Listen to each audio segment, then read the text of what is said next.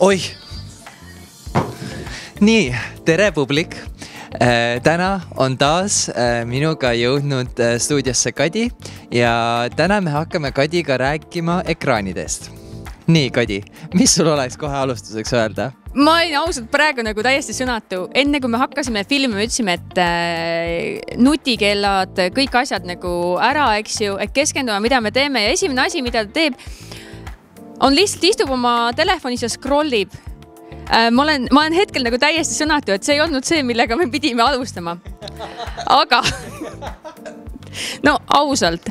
Aga tegelikult, mis on tänase teema mõte on see, et rääkida ekraanidest, ekraani sõltuvusest ja tegelikult, kuidas see mõjutab meid endid ja lapsi. Ma olen väga suur anti-ekraani inimene selles suhtes, et lastele ekraane ma ei anna. Kui ma käin ka näiteks perede juures kas tööintervjuul, siis minu esimene küsimus on, milline on suhe peredes ekraanidega. Kui on see, et öeldakse, et oi, et ei, me arvame, et ekraanid on kõik see õigem lapse kasvatusmoodus. Kui meil on selline hea sujuv vestlus ja me räägime sellest teemast ja kui ma seletan lahti, miks ma ei anna ja millised on minu meetodid hoopis, tihti ollakse tegelikult nõus, et jah, näed, meil tegelikult on see ekraani sõltuvus. Aga mis ma võtsin endaga täna kaasa, kuna me teeme ju siin eesti keeles räägime, siis mis on nagu eestikeelsed raamatud, mis on tõlgitud olemas. Kindlasti üks raamat, mis pälvis minu tähelepanu juba mõni võib-olla süka aasta või rohkem tagasi, on Digilõks. Ja siin on väga selgelt räägib ära sellest, et mis see digilõks, et inimesed tegelikult ei hooma seda, et mis on nutisõltuvus. Küsimus sulle, sina tegeled filmindusega, filmimaailmas. Kui palju aega veedad sa ekraani vabalt? Tegelikult ikka väga vähe, kuna tööasjus ikka kasutad telefoni, kirjutad artistidele, kunstnikele ja enamjaolt kõik tahavad, et Instagramis nendega ühendust võtta või võtta ajal, kui ma valmistun ette, ma kasutan nutitelefoni, et pilte teha, et planeerida, et ma ütleks, et minu nutivaba aeg ongi väljaspool tööaega. Need on ainukesed hetked, kui mul on see võimalus, kuna tööajal on ikkagi väga tihe kasutamine. Lastevankritele on nüüd ju kõik võimaliku seadmeid tänapäeval, siis tänaseks päevaks on ekraani hoidja, ehk siis kas iPadi või nutitelefon või iPhone'i hoidja, eks ju. Ja kui ma hiljuti vaatasin just, et ühes interneti müügikeskkonnas, kus oli pandud, et see on essential, ehk siis nagu you must have, ehk siis see peab olema, sul on see nagu täiesti vajalik beebile vankri külge panna telefoni hoidja. Siuksed väikesed nagu, kuidas öelda, siis väiksed ärikad kasvavad meil juba, et maast madalast, aga mis minu küsimus tegelikult sellega seoses on sulle? Kui mitu tundi päevas või õhtul näiteks kodus enne magaminekut, kas sa vaatad telekat, on sul telefon, scrollid? Tead, tegelikult on mu küsimus nii, palju sa scrollid telefonis päeva jooksul? Vaat see on üks asi, millega ma ei tegele. Niisama scrollimisega. Ainukesed juhused on, kui mul on tõesti olnud näiteks pikk päev selja taga ja ma tahaksin natukene naerda või lõgastuda, siis ma vahepeal võtan TikToki lahti ja ma lihtsalt lasen seal TikTokil tuua endale kas mingisugused videosid, mis mind ajavad naerma või tekitavad minust mingisugused lõbusad tunnet, aga enamjaolt scrollimisega mul lihtsalt ei ole aega. Mul isegi on hästi see, kui ma saan päeva jooksul kõikidele oma sõnumitele ja emailidele vastatud. Noh, mina võin öelda, et minu sõnumitele ta küll ei vasta. Aga mis on siin nagu veel?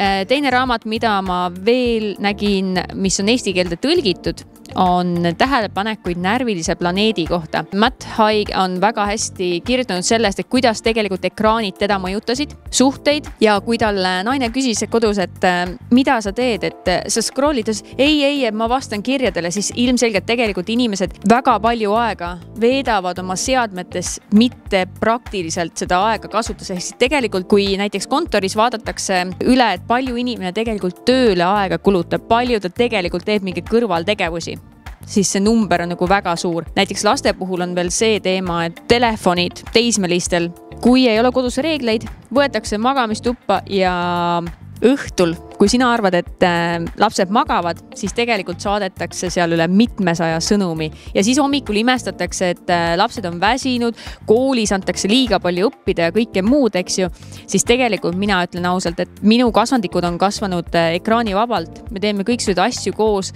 ei ole ei toidu ega uneprobleeme. Üks asi näiteks, mis ekraanidest tulenevalt on see, et sul on hästi palju igasuguseid värvilisi reklaame ja see kindlasti mõjutab ka toitumist. Samuti on internetis ju nii palju ohtusid, millest räägitakse.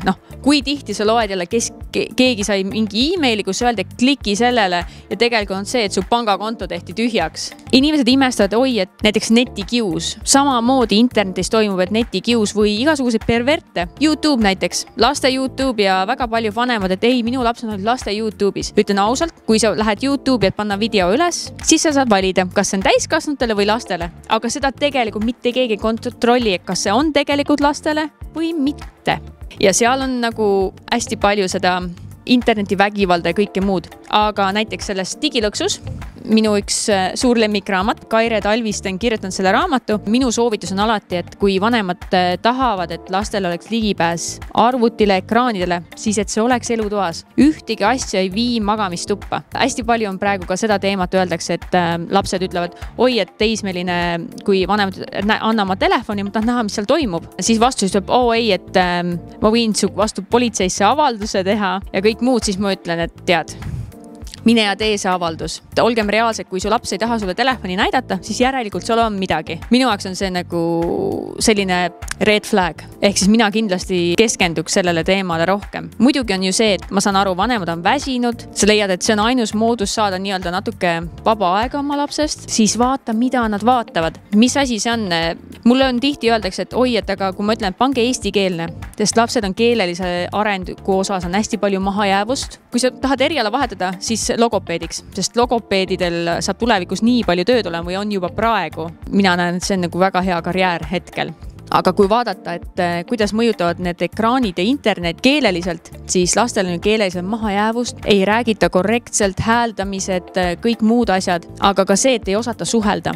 Osatakse suhelda vaid internetis kuskil ekraanides, aga kui sa peaksid päriselt kuskil minema mänguväljakule, siis sul on nagu mökk, et sa ei oska tegelikult midagi teha, et kui sind ei ole nagu toetatud ja aidatud. Alles hiljuti mul oli ühe perega vestlus, kus rääkisime ekraanidest ja nad ütlesid, et nad tegidki täiesti nulltolerantsi ekraanide osas kodus, sellepärast, et nad nägid seda agressiivsust, mis tegelikult need ekraanid lastes välja toovad. Ei sööda kui normaalselt, ei ole võimalik oma lapsega suhelda. Aga tegelikult sama on ju täiskasvanutega. Võtame näite, läheme välja sööma ja kõik istuvad oma seadmetes. Õnneks nii minu kui sinu tutvusringkonnas meil on selline nii-öelda vaikiv nõusolek kõigi poolt, et kui me saame kokku, siis me panustame oma aega ja me jagame päris elulisi asju, mitte ei istu telefonis. Siis me paneme telefonid ära, aga maailmas on nüüd ju palju restorane, kus pannakse väike selline karp laua peale. Kui sa paned oma telefoni, kõik lauas istujad panevad telefonid sinna karpi, siis saate mingi protsendi alla hindlust. Mina näen seda niimoodi, et tegelikult sul õnnestub nendest tüüpidest kiiremini lahti saada, et söövad oma toidu ära ja tšau pakaa, vaata. Aga samas on see ka, et sa lähed välja, mis selle asja mõte siis on?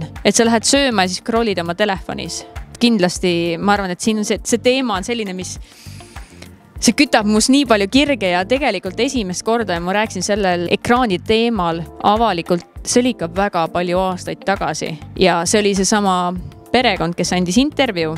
Me rääkisime sellest ekraani teemast ja nendel oli kodus, panime karbi ukse juurde ja kõik, kes tulid, panid oma telefoni karpi, et koos aega veeta. Lihtne see ei olnud, aga väga toimis ja ka tänase päevani, et kui me kokku saame, teeme midagi, siis on alati nii, et me ei istu kuskil ekraanis, vaid me käime päris ja me teeme plaane, kus me lähme, mis me teeme. Nüüd on minul küsimus sulle. Mis on see, mis sulle on viimasel võib-olla rohkem silma jäänud just selle ekraanide teema? Kuidas sa tunned, et see on mõjutanud näiteks sinu suhteid lähedastega või näiteks töö osas, et kas positiivselt või negatiivselt? ma ise kasutan sellist strateegiat, et ma sotsiaalmeediat väga ei kasuta. Sotsiaalmeedias näiteks Instagram, inimene teeb pilti, käib kuskil reisil, paneb pildi üles ja siis justkui nagu ma saan sõbraga kokku, ma ei peagi sellel teemal rääkima.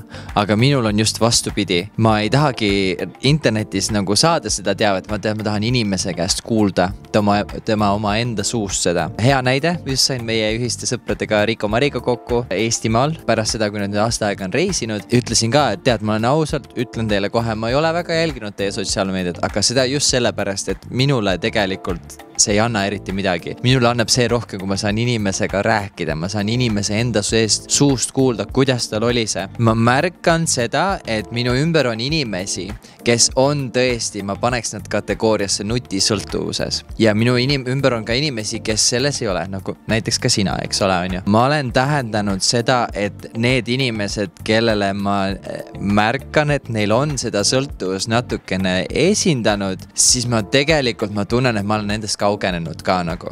Toon ühe näite, mul käis üks tuttav külas, keda ma ei olnud väga pikka aega näinud. Me istusime maha, võtsime klaasikese veini, rääkisime juttu ja esimene asi, mis laua peale pandi, oli telefon. Noh, korraks vaatasin seda küll, et milleks nüüd seda vaja, me ei ole üksteist pikalt näinud, eks ole, on ju. Jagas tema oma lugusid minuga ja siis sellel hetkel, kui ta küsis minu käest küsima, ta räägi, mis sinul on toimunud, ma hakkasin rääkima. Ta võtab telefoni üles ja hakkab aga scrollima ja seal nagu jagasin siis oma kogemus, mis mul on juhtunud ja ühel hetkel ma tegin katse, ma lihtsalt jäin vait. Ma ei rääkinud enam ühtegi sõna, mitte et nüüd solvunud oleks, vaid nagu näha seda, et kui kaua läheb aega tal, et aru saada, et ma olen vait jäänud ja et nagu nüüd nagu nõuan mina tema tähelepanu, eks ole, on ju. Ja seal oli paar sekundit delay ja siis ta ütles, et ahah, ja siis ta nagu taipas, et ma olen vait jäänud justkui nagu nüüd ta peaks vastama midagi. Ja siis sellel hetkel ta pani telefoni maha tagasi ja ütles, et sorry, ma ei kuulanud sind, et palun alusta uuesti. Mina soovitaks siinkohal inimestele seda, et kui te tõesti saate inimestega kokku füüsilises kohas, füüsilisel ajal niiviisi, et te veedate üksteise aega, tehke oma asju nutitelefonis pärast seda kokkusaamist või enne seda kokkusaamist, aga selle kokkusaamise ajal keskenduge sellele inimesele, kellega te praegu aega veedate. Kas sa oled ise märganud ka viimasel, ma väga WhatsAppis ei kirjuta sulle, ma tõmban kõne peale ja ma räägin sinuga. See on nii palju kiirem, me saame kohe informatsiooni jagatud ja seal ei teki ka seda, mis vahepeal võib tekkida kirjutamisega, et nagu, et ootad, mida sa nüüd hakkad ütlema mulle või nagu võib tekkida see, et nagu sa ei saa hästi aru, mida inimene tahab öelda, aga kui sa oled kõnes, sa kuuled seda hääletooni, te saate laivis vastata, sest mul on see, et mul on tõesti nagu küllaltki nagu tihe elutempo, tihe graafik, palju asju, palju projekte, palju inimesi, kellega suhelda. Minu jaoks on palju lihtsam see, kui ma tõmban sulle kõne peale, me räägime 50 minutit, me saame asjad arutletud. Ma küsiks sinult nüüd vastu ühe küsimuse ka. Lapse arengul on kindlasti nagu erinevaid tasandeid. Sina tead sellest palju rohkem kui mina. Ja ma üks päev leidsin üles endal vana telefoni, iidvana telefoni. Ma lülitasin ta sisse ja ma vaatasin, et see ekraan on nii tuhm. Ma ei näe sealt midagi välja ja siis ma taipasin, aastatega, kui need nutitelefonid on arenenud ja need ekraanid tehakse järjest võimsamaks, järjest eredamaks ja ma hakkasin kohe mõtlema, et minu silmad tänasel päeval on ära harjunud selle iPhone'i valgusega, eks ole, on ju. Aga vanasti, kui me ei olnud sellega harjunud, mida teeb inimese silm, kui ta järsku on paljastatud sellise erksa valgusega? Selline küsimus sulle. Tegelikult on teema väga lihtne. Ekraanide osas on ju see ekraani valgus ja see, kui kiiresti tegelikult pilt liigub tänasel päeval. Kui sa võtad vana Nokia, seal sa mängisid ussimängu, see oli nagu siuke et see oli selline highlight, eks ju. Aga tegelikult on see, et see ekraanides olemine tänapäeval sa saad ka panna, et paned ekraani kas heledamaks või tumedamaks. Tegelikult ikkagi pannakse veel heledamaks, mis tegelikult aktiveerib sinu nii-öelda silma, sinu aju ja sel hetkel, kui sa peaksid nii-öelda puhkama, sa tegelikult sa ei suuda magama jääda. Sul tekib nii unehäireid, samuti mõjutavad ekraanika toitumist. Mitte ainult selles osas, et on see reklaamid, mis virvendavad. Seal on tegelikult ka see, et milline ligipääs on näiteks teismelistel või ka nende vanematel siis erinevatele lehekülgedele, mis tegelikult propageerivad mitte nii-öelda üldse toitumist ehk siis anoreksia, buliimiat, kõiksugused muid, et hästi palju toitumishäireid on juures tänu sellele, et ligipääsetavus on internetile. Võin kohe öelda, et alles hiljuti oli üks hea selline vestlus mul, kus tuligi välja, kui laps käis ühe vanema juures ja teise juures, tuli välja, et oi, et laps ei söö nüüd seda, teist ja kolmandat ja siis see tuli välja, et üks vanem siis ütles, et ei, et sa oled tegelikult allergiks selle vastu ja see ei ole hea su kaalule, et hästi palju seda nii-öelda keha kuidas siis promotakse seda, mis on see ideaal, keha ideaal nii-öelda, et internet kindlasti mõjutab seda ja samamoodi, et kui lapsevanemaks saadakse, siis vaadatakse, et oi, et jalutab seal oma 5 väikese nublukesega, ilus pildike on tehtud kuskil sotsiaalmeediasse, siis ma võin alati öelda, et selline pilt saada, seda kindlasti timmiti ikka väga kaua aega ja ilmselgelt üksinda see inimene, see ema siis ei suuda seda 5 last selliselt nii-öelda üles vuntsida, et ise olla kõik lilles ja siis need lapsed, et igapäevaselt, et see on ebareaalne, et interneti üks väga suur miinus on see, et meile tekitatakse ebarealistlik maailm ja me elame selles, et hästi palju elataksegi seda nii-öelda ebarealistlikku nii-öelda elu ja mis on veel interneti üks selliseid miinuseid minu silmis on see, et võrreldakse oma lapsi. Millised on tulemused, kas mu laps on ühes või teises asjas kõige parem? Tegelikult, kui sa tahad, et su laps milleski väga hea oleks, siis sa pead oma aega panustama. Mina ütlen alati, et mina ei ole kõige sellisem teravam kriitkarbise, aga väga nooren ma lugesin hästi palju raamatuid, ehk siis mul on lugemiskiirus suhteliselt hea, mis tähendab, et ma saan läbi töötada lühikese ajaga väga palju materjali ja sellest siis teadmisi omandada. Geenius ma ei ole kindlasti, aga see, et oma lapsed lugema saada, see on näiteks üks asi, mida ma väga soovitan. Aga mis on veel üks väga hea raamat? Kui me räägime siin erinevatest ekraani teemadest, siis näiteks on siin väga hea raamat, mis on ainult inglise keeles, õnneks kahjuks, on Calmer, Easier, Happier Screen Time. See raamat on kirjutatud 2016. Sel hetkel oli juba tegelikult arusaam sellest, et millised on kõrvalmõjud ekraanidel laste elule, aga siin raamatus näiteks räägib seda, kuidas siis asjad kontrolli alla saada ja miks. Sest minul on alati esimene küsimus pere juures, kui nad ütlevad, et jah, meil on jama ekraanidega, lapsed ei oska mängida ja kõik muud, siis minu küsimus on, et miks sa seda muuta tahad? Mis sulle ei meeldi? Ja me jõuame väga tihti siis selleni, üks või teine pereliige on siis rohkem oma ekraanis ja sellest tulenevalt on siis tegelikkus nii-öelda lahkarvamused kodus, et kas siis on ema või isa, kellel on kogu aeg midagi justkui teha, kas on kiire töö e-mail teha või midagi, siis ma võin öelda, et 90% nad scrollivad. Kui sa teed ainult oma tööasju, siis on nagu hästi, aga võta aega sellepärast, et lapsed on ainult korra elus väiksed. Nad kasvavad hästi ruttu ja kui sa kaotad nad sinna ekraanidesse või kaod ise ekraani ära, siis tegelikult sul jääb väga palju laste arengus nägemata. Kindlasti on ekraanidele positiivsust, aga väga palju on just negatiivsust, netikiusu. Kuidas see, mis ma kuskil ütlesin kommentaariumis, nüüd kuidagi peaks mind mõjutama? Väga lihtne. Mina toon siia näiteks me kandideerime sinuga samale töökohale. Meil on täpselt sama haridus. Meil on kõik täpselt me oleme samal pulgal nii-öelda, me oleme 2 viimast jäänud nii-öelda lõpu töövestluse intervjuude voorus nii-öelda 2 pinnale, eks ju. Ja siis tuleb välja, et miks nad peaksid valima, kas sinu või minu? Ütleme, et mina olen see, kellel on olnud siis eeskujulik käitumine internetis. Sa ei leia midagi, aga siis tuleb välja, et teha väike guugeldamine, et sa oled kuskil võtnud sõna, rassistlik olnud, jaganud mingeid kommentaare kellegi keha kurvide kohta, nahavärvi või mingisuguste muude teemade osas. Siis ma võin öelda, et iga normaalne ja endast lugupidav tööandja teeb oma otsuse. Räägime asjadest nii, nagu need on. Kui vanasti oli nii, et ta ikkagi pidi pingutama ja ka külmaga minema, panema oma selle nii-öelda hõlmad ja minema seal pargis puudaga nii-öelda liputama, siis tänaseks päevaks, sa võtad ainult interneti lahti, sa ei pea oma soojalt diivanilt lahkuma, kui sa saad oma rõvedusi teha. Ilma nii-öelda liialdamata, et tegelikult neid netiohte on nagu nii palju, aga see ka, et kuidas sa ise käitud. Mina alati ütlen, et ärge jagage oma lastest pilte. Sa ei tea mitte kunagi, kes kuidas võib neid kasutada. Mina ütlen ausalt, et mina olen ühe korra langenud identiteedivarguse ohvriks.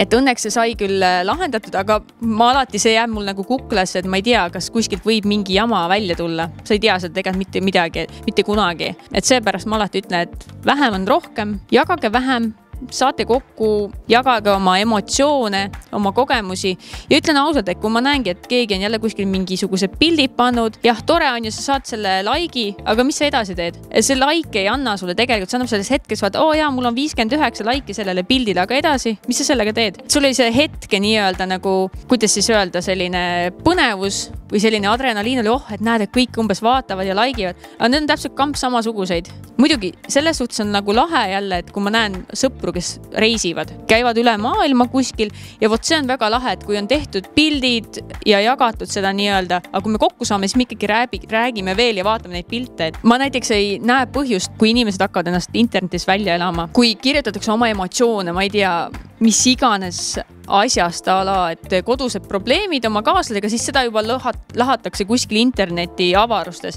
Või siis teine asi, näiteks laste kasvatuse puhul minnakse erinevate grupid on, kus siis Kari samasuguseid, sinusuguseid jagab seal oma nii-öelda, et aga mis ma nüüd, siis ma tihti loengi ja mõtlen, et selle asemel, et siia gruppi kirjutada, sa peaksid helistama oma perearstile, et see ei ole nagu üldse naljak. Ma saan aru, et doktor Google, eks ju, on tore, aga meil on ju päris arstid ikkagi olemas, et ma usun, et seal on nagu selle internetiga ongi, et ma alati ütlen, et interneti puhul on jama see, et ka ausalt öeldes, ma isegi tea, siin ei saa teistmoodi väljendada, aga ma arvan, et ma ei tee kellegile liiga, kui ma ütlen, et ka lollid on ligipääs internetile.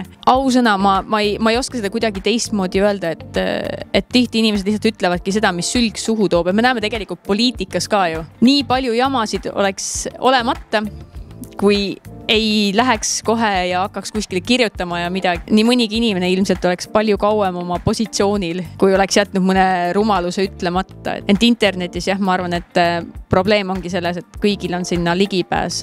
Aga mida me saame ise teha igapäevaselt, vaadata ja jälgida, mida meie lapsed seal teevad ja rääkida ka nendest ohtudest. Kui ma räägin peredega, siis paljud ütlevad, tead, ega ma ei tea, mida ma siis pean jälgima või kuidas ma tean, et kas see on ohutu, ei ole, eks ju. Siis ma ütlengi, et näiteks see digilõks läbi lugeda, kui on ka teismised juba suuremad lapsed, lastega lastel läbi lugeda, et tegelikult seal on nagu nii palju teemasid, millest rääkida ja arutada. Kui sa juba arutad neil teemadel, siis tihti tuleb palju probleeme tegelikult välja, et oi, näed, aga see ütlebki seal internetis umbes nii või naamoodi. Ja nagu sa ise oled ka näinud, ju tehakse igasuguseid mänge, kas see oli mingi Pokemoni või mis asja mäng oli, vaata. Ja ma nägin ise tegelikult ühte sellist olukorda, kus need lapsed mängisidki seda Pokemoni mängu, tuli pärast välja, aga laps jooksis auto ette. Õnneks midagi ei juhtunud, aga see oli üks mängu nagu nii-öelda osa. Kindlasti mina ütlen, et vanematel peab olema kontroll, aga mul on küsimus hoopis teistsugune sulle nüüd. Kuidas sa näeksid ennast oma lapsi kasvatamas ekraanidega või ekraanideta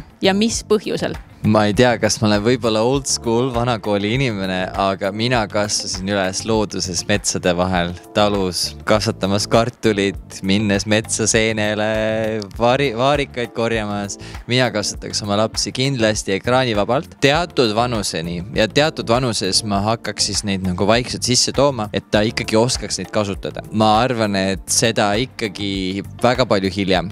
Ma arvan, et see teema tegelikult, ma võiksin sellest nagu hästi pikalt rääkida ja hästi palju. Et ma arvan, et tõmbame need otsad siin kokku ja siit ma võtaksin tegelikult, annaksin nii-öelda koduseid näpunäiteid, et mängige lauamänge, lõigake vanadest ajakirjadest pilte välja, liimige, minge õue, mängige, minge ja avastage, et praegu on ju ideaalne selles mõttes, et ilmad on ju täiesti mõnusad, minna ja möllata väljas, mida vähem, seda parem. Õpime üksteist rohkem tundma ja suhtleme päris inimestega, mitte ainult virtuaalselt. Aga Kadi, lõpetuseks siis, millised oleksid sellised nagu praktilised nõuanded, mida sa annaksid lastevanematele, kes soovivad oma lapsi kas siis võõrutada olemasolevast nutisõltuvusest või siis, et seda vältida? Millised oleksid need 3 nõuannet, mis sa annaksid neile? Kõigepealt peab endale selgeks tegema, miks sa seda võõrutust teha tahad. Selleks minu number 1. Kirjuta üles ja lepi kodus kokku reeglid, miks, millal, kuidas. Ja siin tegelikult ei ole sellist, et teeme nüüd täna natukene vähem ja siit tegelikult see tuleb siuke lihtsalt ära võtta ja täiesti nii-öelda nullist pihta alustada, et 1-2 nädalat on raske. Seal võib tulla erinevaid emotsioone kõigil osapooltel, aga peamine on endale kindlaks jääda. Number 2, leida erinevaid tegevusi. Kui sa võtad ühe asja ära, siis millega sa selle asendad? Lauamängud, väljas käimised, hakake süüa tegema, kokake, et oleneb, mis vanuses on lapsed. Tehke tegevusi. Tehke kodus seina peale tabel, millal mida keegi teeb. Kolmandaks, õppige suhtlema oma koduste, oma lähedastega, õppige koos ja õpetage lapsi mängima. Need oleksid minu sellised 3 soovitus alustuseks. Aga Kadi, aitäh, et sa tulid meile täna siin stuudiosse ja ootame sind jälle tagasi. Aitäh!